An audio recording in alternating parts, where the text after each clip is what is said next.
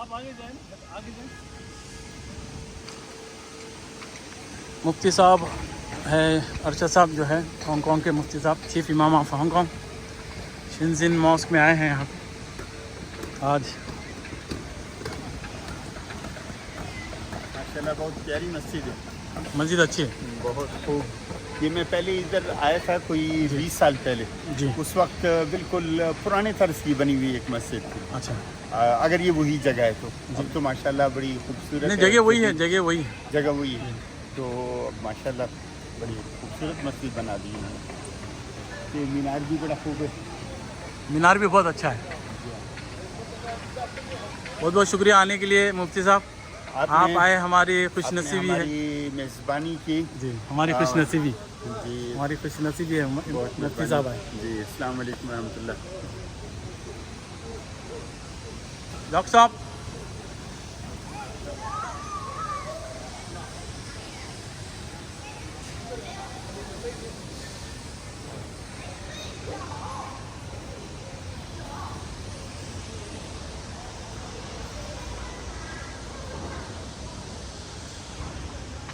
مفتی صاحب ارشد صاحب ڈاکٹر ماجد صاحب خالد بھائی اور یہ سلطان صاحب.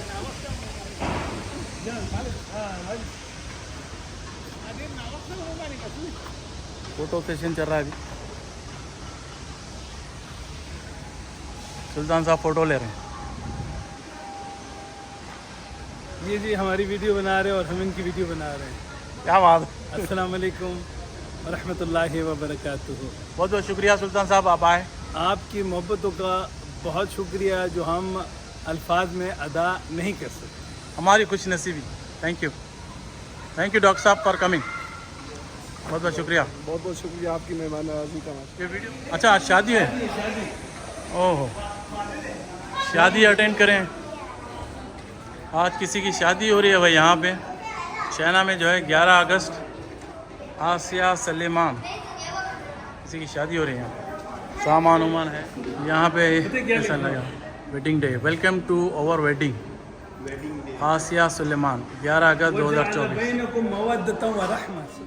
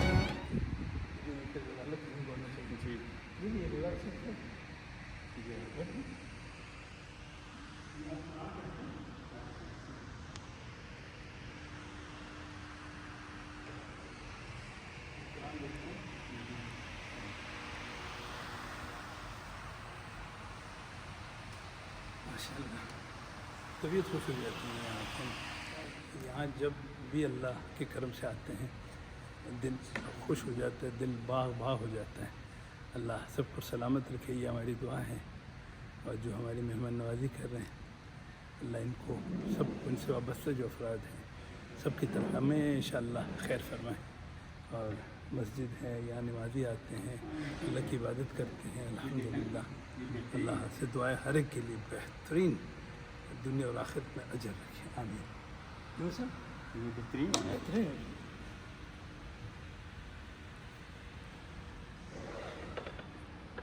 یہ آپ اپنے حساب سے اوپن چلے سے یہ اس کے لیے لیپ ٹاپ کے لیے لوگ رکھتے ہیں آئی پیڈ وغیرہ. ہاں اس کو کہتے ہیں. اچھا. اور یہ غالباً مجھے وہ بتا رہے تھے ساتھی جی جنہوں نے یہ دیا تھا گفٹ. ہمارے مسجد کی مینجمنٹ کے ممبر ہیں عبدالحی پرانے چائنیز مسلمان ہیں. جی. تو ان کے پاس انٹیک کلیکشن ہوتی ہے. اچھا. اور کافی ایکسپینسو. تو اسی طرح وڈ کی تو وہ بتا رہے تھے کہ یہ بہت پرانی یہ لکڑی ہے. تو یہ لکڑی ایکسپائر ہوتی ہے مفتی صاحب؟ نہیں، ڈپینڈ کرتا ہے نا کون سی لکڑی ہے. اگر اس کو کیڑا نہیں لگتا تو یہ چلتی رہتی ہے. تو ہم اسے لیکن یہ مطلب ایسی کیا نام کیا بولیں گے؟ یہ روز ووڈ ہے غالباً. اوکے، یہ روز روز ووڈ ہے، اور جو کافی روز ووڈ کا فرنیچر بھی بہت مہنگا ہوتا ہے جی اور یہ لانگ لاسٹنگ ہوتی ہے جی. اور یہ نیچرل ہے. دیکھو اس میں کوئی چیز نہیں، جو نیچرلی جو لکڑی ہوتی ہے یہ اسی طرح ہے. جی تو یہ اس کو آسان بنایا ہوا ہے. شکریہ. جو کنیکشن ہے، جو ہم ہر بندہ زور دیتا ہے کہ وہ بہت زیادہ اسٹرانگ ہونا چاہیے، تو اس کے لیے تو ظاہر ایک سب سے بڑا طریقہ ابھی ہم نے نماز پڑھی ہے الحمدللہ. کچھ اور آپ نصیحت فرمائیے کہ نماز کے ساتھ ساتھ ہم ایسے کیا اعمال کریں کہ ہم اللہ سبحانہ تعالیٰ کے ساتھ ہمارا جو کنیکشن ہم اور کلوز ہو جائیں. بسم اللہ الرحمن الرحیم. وہی بھائی سلطان وحید بھائی، آپ نے بڑا اہم سوال کیا.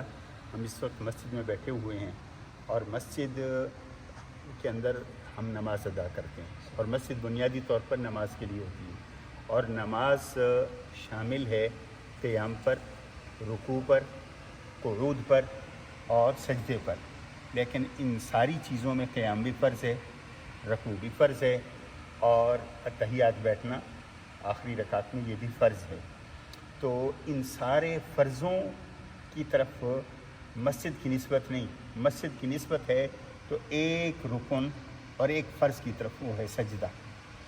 باقی کسی رکوع کی جگہ مسجد، مرکع یا مرکع یہ نہیں کہا گیا، بلکہ مسجد سجدے کی جگہ، یعنی یہ اس میں ظرف ہے، اس کو کہتے ہیں سجدے کی جگہ ہے. سجدے کی جگہ کیوں کہا؟ جو آپ نے سوال کیا کہ ہر شخص چاہتا ہے کہ اللہ کے ساتھ اس کا تعلق بنے، تو سجدہ ایک ایسا عمل ہے کہ جو عمل کے اندر اللہ کے رسول صلی اللہ علیہ وسلم نے ارشاد فرمایا کہ بندہ اللہ کے بہت قریب ہوتا ہے اور وہ سجدے کی حالت ہے. اور سجدہ، رکوع، تواضع جو ہے یہ نماز کے اندر ہے. نماز ہمیں سب کو عاجزی سکھاتی ہے اللہ کے سامنے، اور جب تک بندہ عاجز نہیں بنے گا اللہ کے سامنے تو وہ اس کا تعلق کبھی قائم ہو ہی نہیں سکتا. تو اس میں آپ دیکھیں کہ شخص باادب کھڑا ہے، یہ بھی ایک تعظیم ہے. رکوع میں گیا، یہ اور زیادہ تعظیم ہے. آرام سے بیٹھ گیا کسی کے سامنے، یہ بھی ادب ہے. لیکن ان سارے عملوں میں سب سے زیادہ تعظیم کا مظاہرہ، سب سے زیادہ ادب کا مظاہرہ وہ سجدے کی حالت میں ہوتا ہے. اس لیے فرمایا کہ سجدہ جو ہے، سجدے کی حالت میں بندہ اللہ سے اقرب ہوتا ہے، سب سے زیادہ قریب ہوتا ہے. اور تیسری وجہ یہ بھی ہے کہ اللہ نے جب انسان کو بنایا نا، اس کی سرشت میں، اس کی جبلت میں جو چیز رکھ دی، اور سب سے پہلی چیز پتلا بنایا اللہ نے آدم کا، اس کے اندر پھر اپنی روح پھونکی، تو اور وہ پھر حرکت کرنے لگا، سونے لگا، سننے لگا، اور اس کے اندر شعور آیا. تو سب سے پہلی چیز جو اللہ نے اس آدم کو دکھائی وہ تھی سجدے کی حالت. اس قلنا للملائکہ اسجدوا، کہ یہ اللہ نے فرشتوں کو کہا تم سجدہ کرو. تو سجدہ ایک وہ عمل تھا جو انسان نے سب سے پہلے جس کا مشاہدہ کیا. فرشتوں کو کہا تم سجدہ کرو، اب شیطان ہٹ گیا، اس نے سجدے سے انکار کیا. تو جو سجدے سے انکار کرتا ہے اور سجدے کی جگہ سے دور رہتا ہے، اس کا شیطان سے تعلق ہو جاتا ہے. اور جو سجدے میں رہتا ہے، سجدے کی جگہ سے اس کا تعلق رہتا ہے. اللہ کے رسول صلی اللہ علیہ وسلم نے ارشاد فرمایا کہ اللہ کے عرش کے نیچے جن 7 بندوں کو اللہ جگہ دیں گے، ان میں سے ایک بندہ وہ ہے کہ قلبہ معلق بالمساجد، یا بالمسجد، کے جس کا دل مسجد کے ساتھ جڑا رہتا ہے. تو اللہ تعالیٰ اس کو اپنے عرش کا سایہ نصیب فرمائیں گے. تو یہاں پہ بھی یہ ہے کہ سجدہ اور مسجد سے تعلق انسان کو اللہ کی قربت بھی دیتا ہے دنیا کے اندر، اور آخرت کے اندر اللہ کے عرش کے سائے کا حقدار بھی بناتا ہے. اور پھر سب سے بڑی بات، معاشرت کئی اسپیکٹ ہیں نا، ایک ہے روحانی اسپیکٹ، وہ جو میں نے آپ کے سامنے عرض کیا، ایک ہے معاشرتی اسپیکٹ کہ ہمیں فخر ہونا چاہیے کہ ہمارا تعلق اسلام کے ساتھ ہے، اور اسلام سے تعلق اور اسلام پر ایمان رکھنے والوں کو مسلمان کہتے ہیں. اور مسلمان دنیا میں مختلف کونوں میں گئے، لیکن کہاں کہاں گئے اس کا تاریخ کی کتابیں کھولنے سے شاید پتہ چلے، اگر وہ ریکارڈ ہو گیا وہاں پہ جانا، لیکن اگر ریکارڈ نہیں ہو سکا تو کوئی پتہ نہیں ہوگا۔ ہاں اگر کوئی چیز اس کے وجود کو بتا سکتی ہے تو وہ مسجد ہے۔ اگر اس نے کہیں پہ قیام کیا اور وہاں پہ مسجد قائم کر دی تو اس کا مطلب ہے یہاں مسلمان کسی زمانے میں رہتے تھے، تو اس جگہ کا تعلق مسلمان کے ساتھ، امت کے ساتھ جڑ جاتا ہے۔ آج یہ چائنا ہے، ظاہر ہے مسلمان ملک نہیں ہے، لیکن یہاں پہ اگر پرانی مسجد نہ ہوئی ہوتی تو شاید آج یہ خوبصورت بڑی مسجد یہاں پہ بھی نہ ہوتی۔ تو معلوم ہوتا ہے کہ جو بزرگ پہلے مسجد بنا کے گئے سینکڑوں سال پہلے، تو انہوں نے آنے والی نسلوں کو اس مسجد سے جوڑ دیا۔ اسی لیے مسجد کی بنا کو صدقہ جاریہ کہا گیا، چونکہ ایک سبب بنتی ہے انسانوں کی ہدایت کا، سبب بنتی ہے اللہ سے تعلق کا۔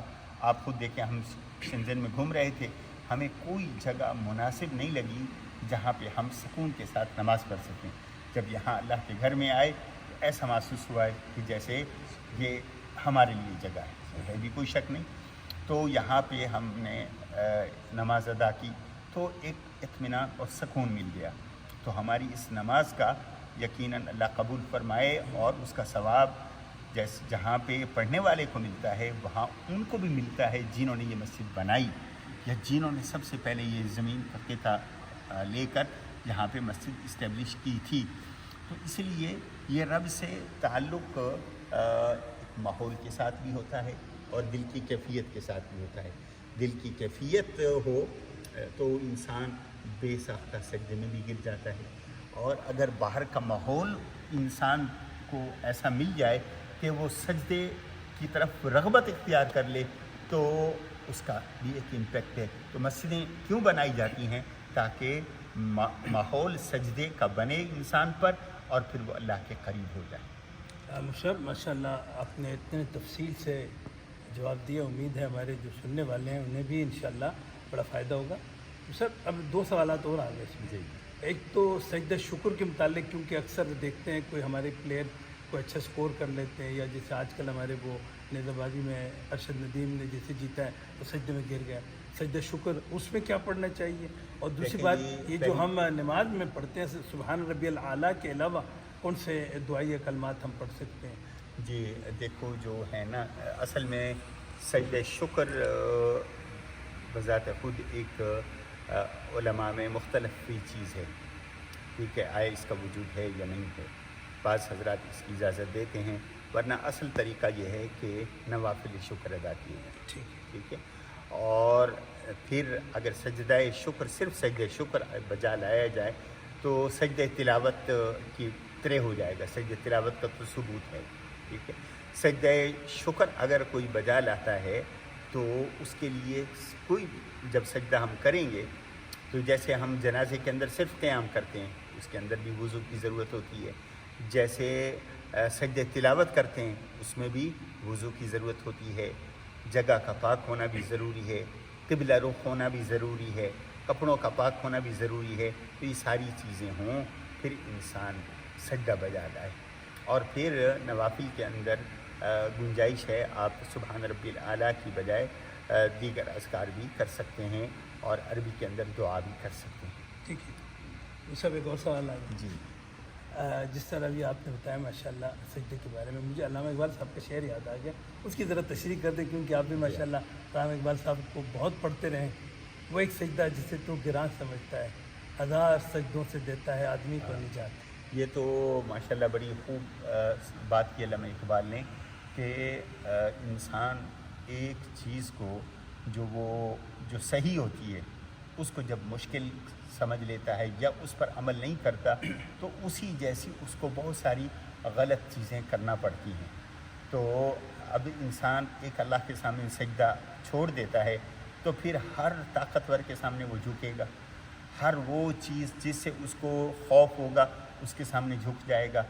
تو علامہ اقبال نے یہی کہا کہ ایک اللہ کا دروازہ اگر چھوڑا ہے تو کبھی تم نے مشرق کی طاقت کے سامنے جھکنا ہے، کبھی تم نے مغرب کی طاقت کے سامنے جھکنا ہے، کبھی تم نے بادشاہت کے سامنے جھکنا ہے، کبھی تم نے اسلحے کے سامنے خوف اپنے اندر پیدا کرنا ہے.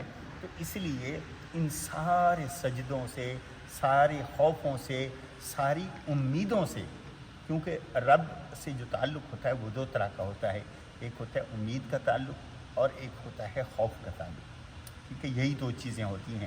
اور ایمان بھی، الایمان بین الرجاء والخوف، ایمان انہی دو چیزوں کے درمیان ہے کہ خوف بھی، امید ہو. امید بھی، امید ہے جنت کی، انسان اللہ کی طرف رجوع کرے، اللہ کی رضا کی. اور خوف ہے اللہ کی پکڑ کا، ان بطش ربک لشدید، اللہ کے عذاب کا. یصلا نارا، جہنم کے اندر وہ داخل کرتا ہے، اور اس کے جہنم میں جانے سے ڈرنا یہ بھی ایمان کا تقاضا ہے، اور اس پر انسان پر وہ کیفیت کا طاری ہو جانا. تو اس لیے خوف اور امید جہاں کسی اللہ کے علاوہ کسی اور کے لیے پیدا کر دی جائے تو پھر انسان اس کے سامنے گرتا چلا جاتا ہے. کیونکہ دنیا کے اندر غیر اللہ کے علاوہ بہت ساری چیزیں ہوں گی جن سے امید انسان کرے، یا انسان اپنی امید کا دائرہ وہاں تک لے جائے. جب لے جائے گا ایک کے بعد دوسرا، دوسرے کے بعد تیسرا، تیسرے کے بعد چوتھا، پھر کسی سے بچے کی، کسی سے روزگار کی، کسی سے تجارت کی، کسی سے ملازمت کی امید ہوگی. خوف بھی اسی طرح ہے، مختلف قسم کے ہوں گے. تو اس لیے علامہ اقبال نے کہا وہ ایک سجدہ جسے تو گراں سمجھتا ہے، ایک سجدہ جو تیرے لیے مشکل ہے، کہ اللہ کے ساتھ تعلق ہے، اللہ کے سامنے جھک جائے، اللہ کا نظام اختیار کر لے. تو ایک اللہ کے نظام کو تو چھوڑے گا تو دنیا کے اندر بہت سے نظاموں کے سامنے تمہیں سرنڈر کرنا پڑے گا. بہت سارے دنیا کے خوفوں کے سامنے، درندوں کا خوف ہے، انسانوں کا خوف ہے، جابر بادشاہوں کا خوف ہے، پھر مختلف خوفوں کے اندر تو مبتلا ہوتا جائے گا. اس لیے ایک اللہ کے سامنے تو سجدہ ریز ہو جا، تاکہ سارے خوف تیرے دل سے نکل جائیں، ساری امیدیں تیرے دل سے نکل جائیں، ایک اللہ کی امید ہو. تو اس لیے علامہ اقبال، اور دنیا کے اندر بھی یہ ہوتا ہے، بعض اوقات ایک کا دروازہ چھوڑتا ہے تو پھر بہت سارے جو ہے دروازوں پہ اس کو جھکنا پڑتا ہے، بہت سارے لوگوں سے اپنی حاجت کا اظہار کرنا پڑتا ہے. اس لیے ایک اللہ سے تعلق جوڑے انسان، اور وہی تعلق ما سوی اللہ سے بے نیاز کر دیتا ہے. جی سب بہت بہت شکریہ، جزاکم اللہ خیراً. مفتی صاحب کے ساتھ اکثر اس طرح کی محافل سجتی رہی ہیں. اللہ سبحانہ و تعالیٰ کرے ہم سب کا اس میں بہت فائدہ ہو. اور یہ ویڈیو آپ دیکھیں گے ہمارے بھائی Amjad Khan AK China explorer کے چینل پر، انہیں بھی سبسکرائب کیجئے اچھی اچھی ویڈیوز کے لیے. اللہ تعالیٰ انہیں بھی بہت اجر دے، بہت انہوں نے خدمت کی ہے، اور ہم مسجد میں بیٹھے ہیں، بہت سکون آ رہا ہے. اللہ ہم سب کو دنیا اور آخرت کا سکون نصیب فرمائے. شکریہ. امجد صاحب کا میں بھی شکریہ ادا کرتا ہوں، انہوں نے بڑی میزبانی کی ہماری، اور بڑی میزبانی کا حق ادا کیا. ہماری خوش نصیبی مفتی صاحب آپ آئیں، ہم چاہتے ہیں بار بار آپ آئیں، بار بار آئیے. بہت بہت شکریہ. Thank you.